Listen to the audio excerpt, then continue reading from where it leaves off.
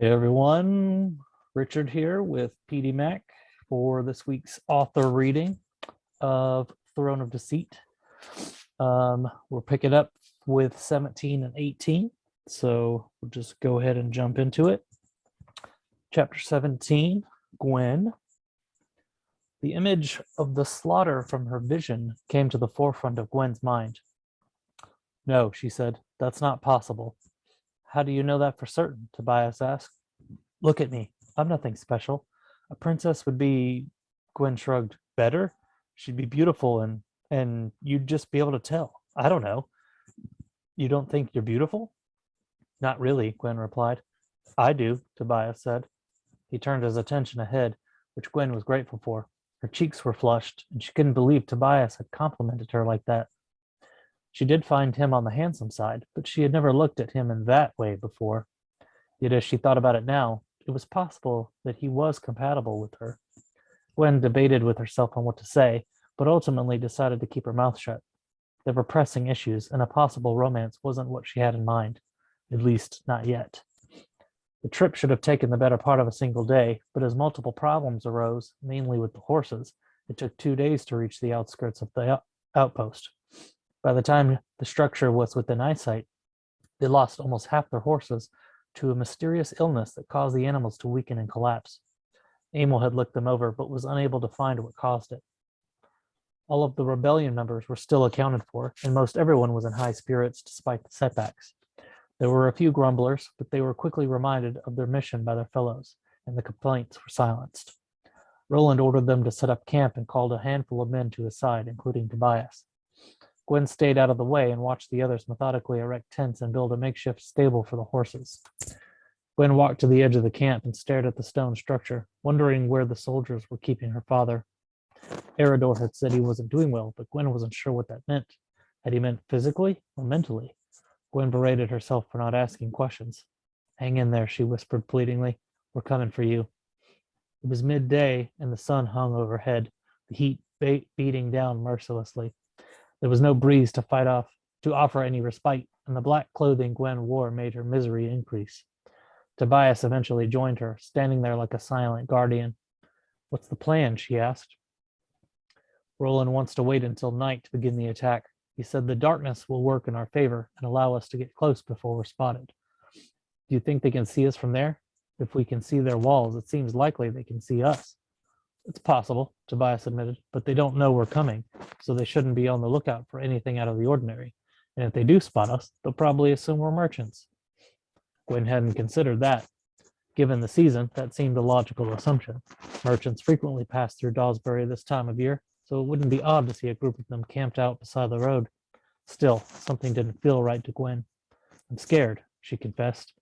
So am I, Tobias replied. Really? Yes, it's one thing to talk about rebellion and something entirely different to actually do it, be part of it. There's so much uncertainty.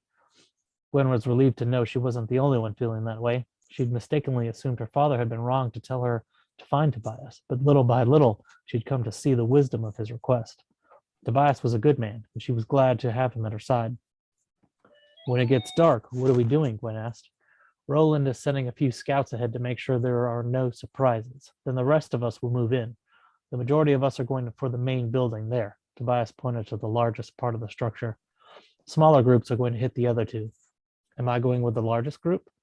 No, Tobias said hesitantly, quickly glancing at her from his periphery. It's safer if you go with one of the smaller groups. They are less likely to encounter resistance. Once the main building has been secured, everyone else can join us there. Gwen wanted to argue with him, but her fear convinced her that it was probably the better option. Once they'd taken the outpost, then she could safely free her father. She nodded mutely, ready for nightfall.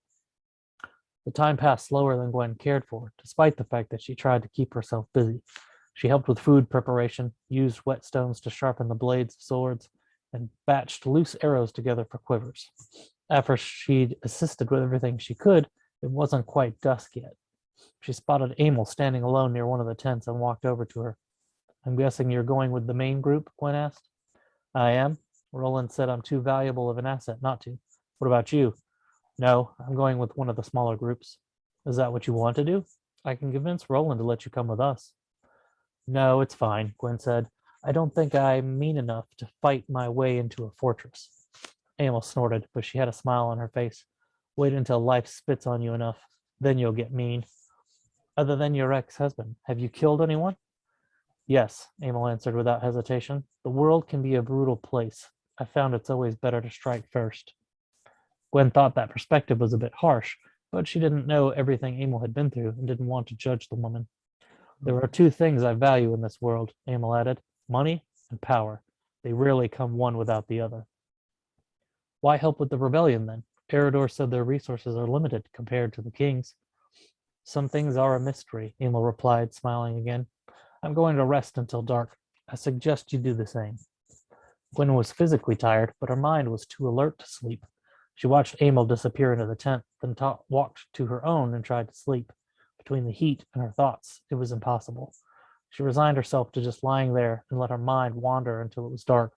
The camp came alive with movement, and she stepped out of her tent. Gwen, it was Tobias. He motioned for her, and she hurried over to him. You're going to be with Talindra's group. She's taking the building on the far left. A tall elven woman with golden brown hair tilted her head in acknowledgement. Greetings, Gwen. I've given my word to Tobias that I'll make sure you are safe. Gwen felt her face flush again and hoped the darkness hid her unspoken response. Thank you, Gwen said. I'll try not to get in the way. Once we've reached the main building, give us a few minutes before you attack. We want to make sure we've drawn most of the soldiers to us. As you command, Talindra said. Tobias left them and joined the larger group. They began their quiet march to the outpost, and Gwen glanced around at those who remained. Talindra's group had 7 people, and the other group had 5. The large force soon melded into the shadows until Gwen couldn't see any of them. She watched and waited, anxiety making her legs tremor. She shifted from leg to leg, trying to dispel the shaking, but it didn't help. They've reached the doors, Talindra said. How do you know? Gwen asked. I can see them. Gwen looked at the elf, awed. Really? Yes. We elves have excellent vision in the dark. I need a rune that does that, Gwen thought. Prepare yourself, Talindra said. We move in. A horn blared in the distance, followed shortly after by cries of surprise. Onward, Talindra shouted. Gwen ran ahead, following the others of her group. Talindra led them forward, then branched to the left. The distance didn't seem far to Gwen, but as they reached what she guessed was the halfway point, she was already panting, both her legs and lungs on fire. She and 2 other people fell behind, but Talindra and the rest barely seemed affected and quickly outdistanced them. By the time Gwen and her 2 companions reached the outpost, the others had already made it inside. Should we wait out here for them? Gwen gasped. The other 2 looked at each other and shook their heads, then entered into the doorway. Gwen waited by the door as she tried to catch her breath, constantly surveying her surroundings. It was quiet around her, but the sounds of battle echoed from the main building. Gwen stepped into the doorway and listened intently. A metallic tapping noise caught her attention, but otherwise there was nothing. No screams, no one fighting.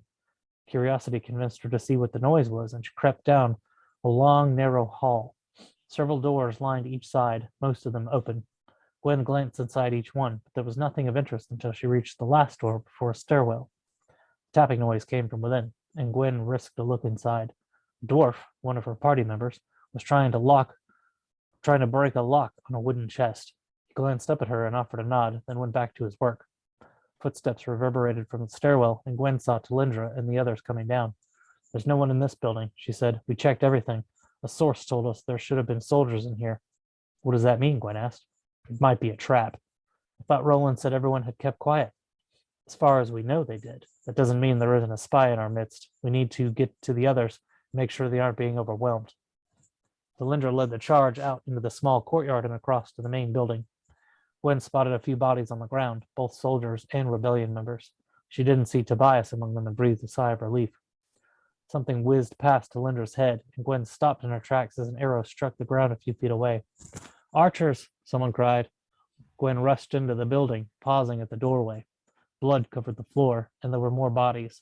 She looked back and saw 3 members of her group get hit with multiple arrows and collapse, including the dwarf she'd seen trying to break the lock. Talindra made a hasty charge inside, half dragging a wounded man. The last member, another human, stumbled in behind them. If they've got archers up top, there's no way we're getting out of here without heavy losses, the man said. We need to find a way up there, Talindra said, setting the wounded man against the wall. Gwen, I need you to stay here with Braden. I'll be back as quickly as I can, but we've got to take care of those archers. Gwen resisted the urge to panic. I'm not a healer, she said. None of us are, but I can't carry him up the stairs with me.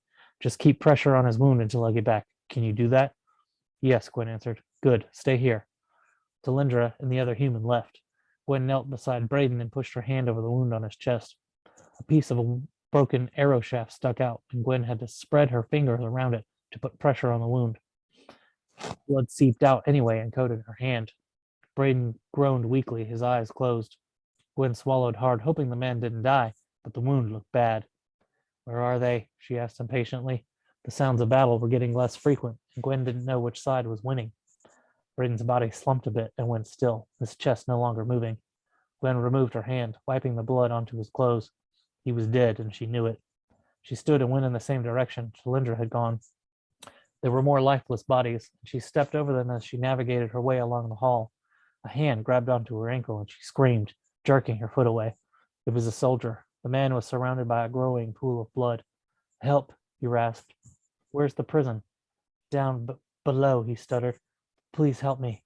Gwen shook her head and backed away from him. Everything inside her screamed at her to help the man, but she silenced the internal voice by imagining the soldier as the one responsible for torturing her father. The guilt lessened and she ran ahead. Gwen found stairs leading below ground and hurried down them. She reached the bottom and rushed through the dimly lit tunnel, glancing into every cell. They were all empty. Gwen's heart began to pound in her chest. Had the soldiers killed them all? Her eyes welled with tears as she neared the end of the tunnel. There were only a few more cells left. Gwen heard a voice and paused. It sounded like Tobias, she called out. Gwen? Tobias stepped out from the last cell on the right and waved her forward. Gwen closed the distance and wrapped her arms around Tobias. Where's my father? Have you seen him? He's in there, Tobias replied. Gwen released him and hurried into the cell. Boris was lying on the ground, covered in blood. Countless lash marks covered his face, but he was still alive. Father, Gwen said brokenly. She dropped to her knees, wanting to hold him, but knowing it would cause him pain. Gwen, Boris whispered, his voice strained. Closer. Gwen leaned over her father, her eyes scanning his pain-filled face. You're going to be all right, she said. Her tears spilled freely, some of them falling onto Boris's cheek. We're going to get you out of here. No, Boris said. I'm dying. Don't say that, Gwen sobbed. Listen to me. Boris struggled to speak, and he fell silent for a moment. Gwen touched the side of his face, running her fingers along his wrinkled skin. You're not my real daughter, he managed to say. What do you mean? You're all I've ever known. You were brought to us. A stranger left you. Who? Boris tried to speak, but he coughed feebly, and blood flecked his lips. I love... His voice failed and his head lolled to the side. Gwen threw herself onto her father and sobbed. She didn't want to believe that he was dead and told herself over and over that he was going to hug her any minute, but he never did. I'm sorry, Gwen, Tobias said softly. She sat up and spun her head around to look at him. You're sorry? It's your fault he's dead. If you and Roland had gathered these people faster, we could have gotten here earlier. Tobias let her rage at him, his head lowered. Gwen got up and struck Tobias in the chest over and over. She was overcome with pain and pushed past him, rushing along the tunnel and back up the stairs.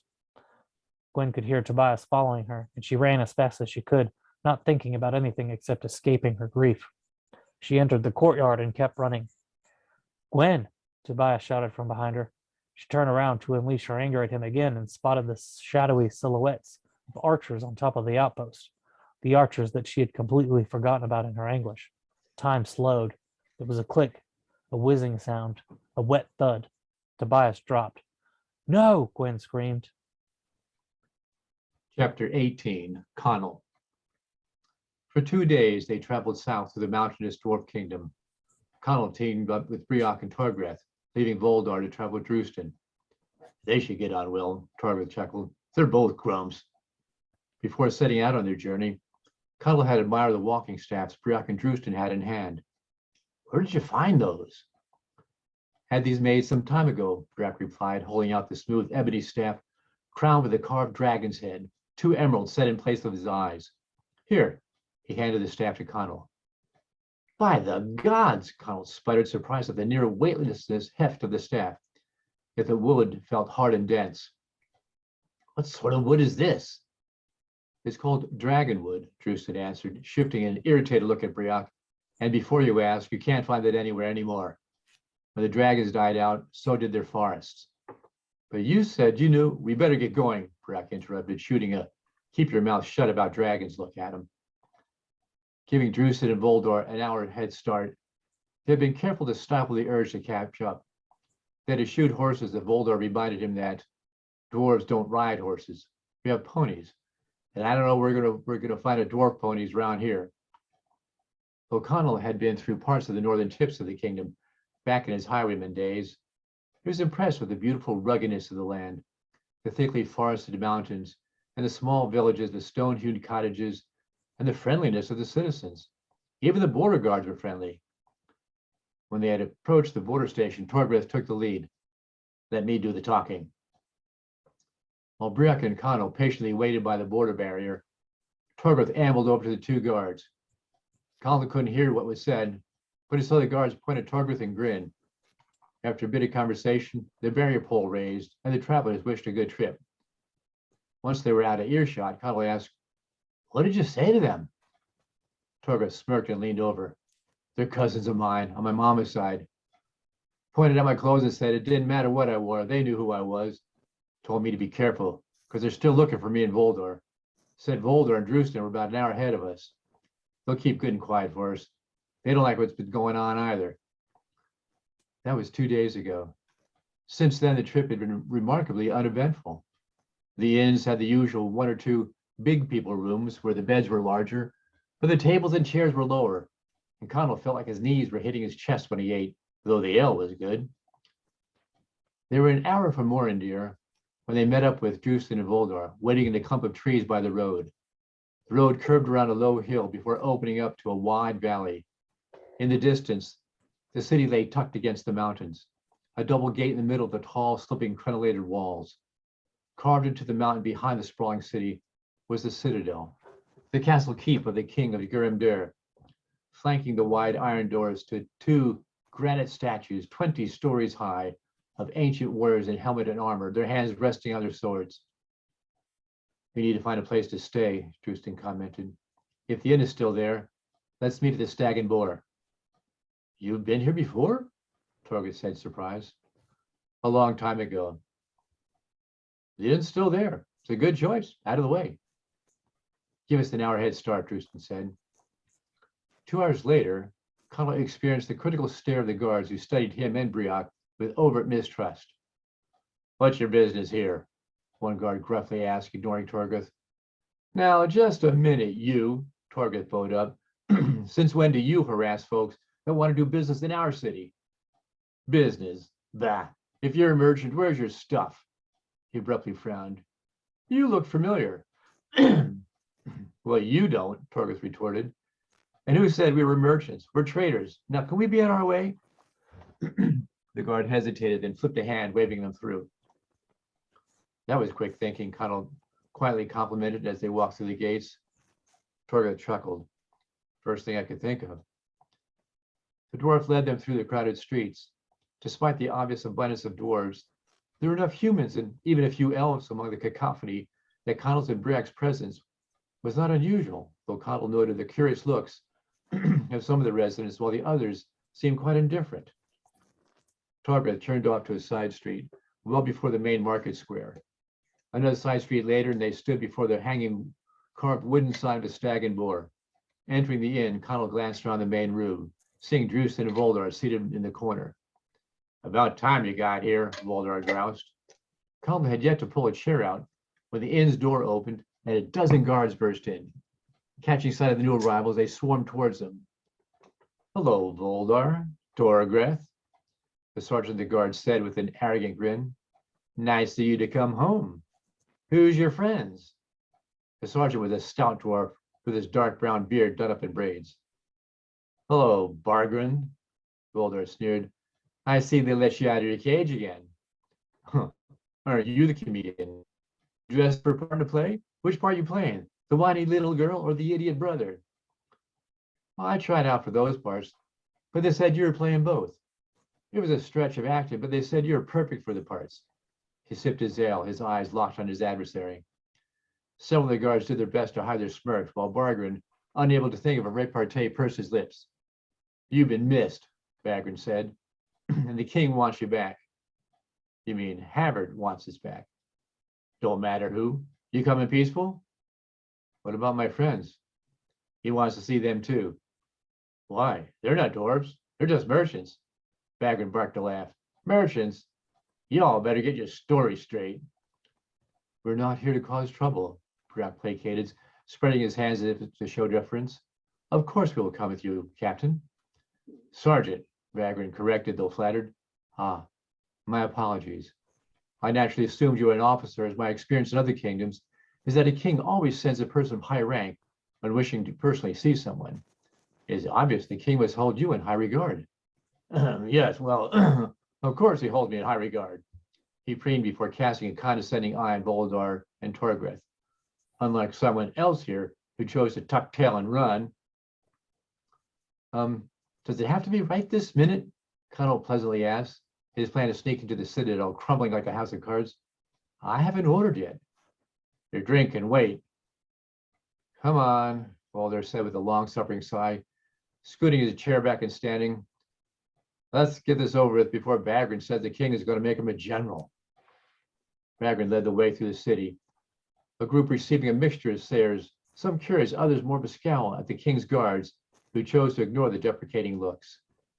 Despite apprehension, Connell took in the surroundings, especially when they emerged from the city dwellings to the narrow bridge that crossed a deep chasm separating the citadel from the city. Built from the granite of the mountains, the bridge gently arced across the gorge, ending in a wide portico that shielded the tall oak doors. He craned his head to gaze up at the twin statues, stained and darkened by the ravages of time. Step loudly now, Bagran commanded, leading them across the bridge. Halfway across, Briok covertly tapped Connell's hand. When Connell looked up at him, he placed something soft in Connell's hands. Connell glanced down at his cupped hand to see a clump of cotton. Puzzled, he shifted a glance back up to Briok, who, though focused to his front, tapped his ears several times as though brushing something away.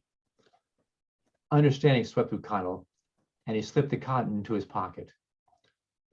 Once through the doors, they stepped into an expansive foyer with a high ceiling supported by delicately carved columns, left in place when the chamber had first been cut out. The granite floor, polished smooth from the centuries of foot traffic, glimmered in a dull patina. Bagran directed them through the foyer and into a wide hallway leading into an even wider set of grand stairs within a room so large, Connell turned around to take it all in. The room rose 4 stories high with balconies and stairs and doors heading off in all directions. Of a curious note was the eerie quiet, for no dwarves bustled about their various duties. No doors opened or closed. No dwarves swarmed the stairs or dawdled on the balconies.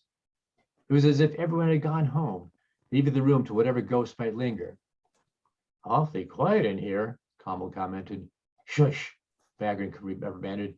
You're a guest here. Act like one. Guest? I was ordered here. I just assumed go back to the inn where I was enjoying myself. Glaring at him, Bagran picked up the pace as they marched up the stairs.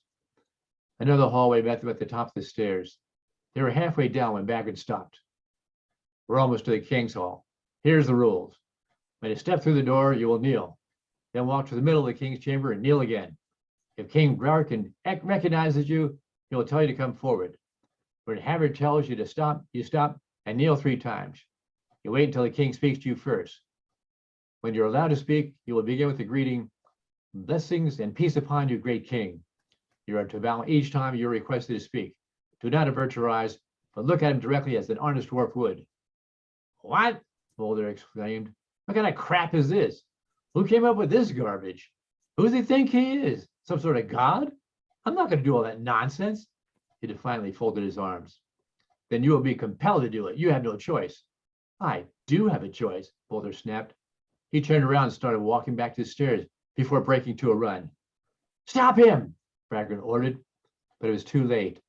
By the time the guards reacted, Boulder had sped away, taking 4 stairs at a time as he leaped to the next floor. However, instead of heading for the main doors, Boulder led the guards in a wild chase throughout the citadel. With half his troop chasing Boulder, Bagran's smugness began to evaporate. praying that Voldor would be quickly cornered and brought back. His patience frayed the longer they waited. Deciding he better get the others in to see the kingdom before they too made a run for it, he ordered the group to move on, silently rehearsing his excuse when they entered the king's chambers. Looking up at the two druids, he said, "You two need to leave your staffs outside."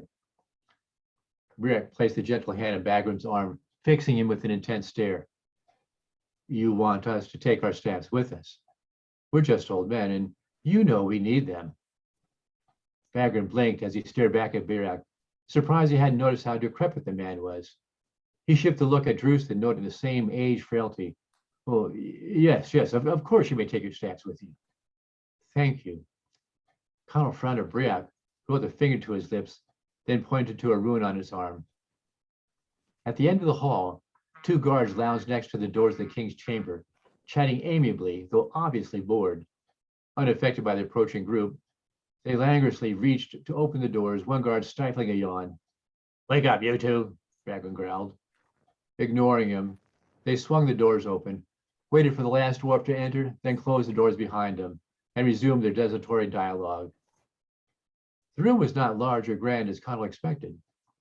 Lit by too few wall sconces and candelabra, the room felt dull, mixed with a heavy lethargy. Bored guards sat on both sides of the doors, quietly talking amongst themselves. With a passing glance at the visitors, they returned to their conversations. What Connell could see was a room with a high ceiling supported by columns. Sconces attached to the columns provided a row of lights leading to the throne set on a platform, the rest of the room fading into shadows.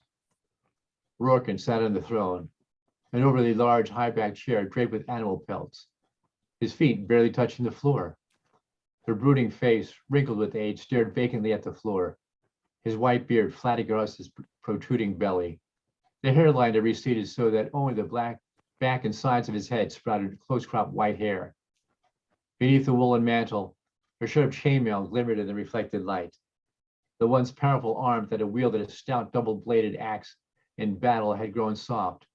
The sword he usually held in his hands now leaned against the side of the throne. Glancing up when the door opened, he readjusted his crown and beckoned them forward. "Remember to bow," Bagran stage whispered, leading them to the middle of the room and stopping. Having forgotten when, where, and the number of times to bow, Connell waited to take his cue from the dwarves, who were themselves confused by some, for some bowed while the others kneeled. Seeing their comrades in different poses caused them to adjust, resulting in something that imitated bobbing ponies on a merry-go-round. "Damn it all," Rorken barked, "just stand still." Glaring at the visitors, his thick brows furrowed, he scratched his cheek through the gray-flecked auburn beard. "You," he snarled at Bagran, "where's the other door? And who are these men?" Bagran swallowed hard. Well, Your Majesty, it seems that what I mean to say is that while I had the two brothers, as you requested, one of them escaped. Leave right away, he did, before I could stop him." "Your Majesty," a warm voice cooed, interrupting the interrogation. Out of the shadows, Havard edged up the stairs to stand next to the king. Connell felt a sudden tranquility flush through him, and he smiled as he relaxed and studied the advisory of the Dwarf King. Watching Havard lean in and whisper in the king's ear, Connell was surprised at how short the man was, probably no taller than the dwarf he advised. Unlike the broad of a dwarf, Havard was thin and pale, like one who feared the sun. His thin, unwashed black hair hung in strands down to his shoulders. He wore the robe of a wizard with loose cowl and draping sleeves. Connell's peace was momentarily broken when Havard turned to smile at him, his teeth root-stained. Havard swiveled his bony face back to the king.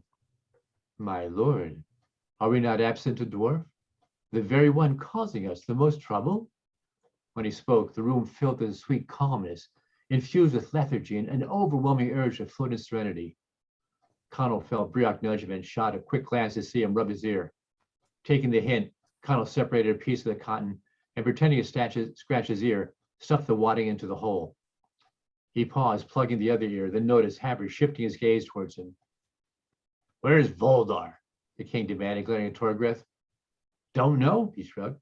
"Could be anywhere." "Why did they flee?" Harvey coached.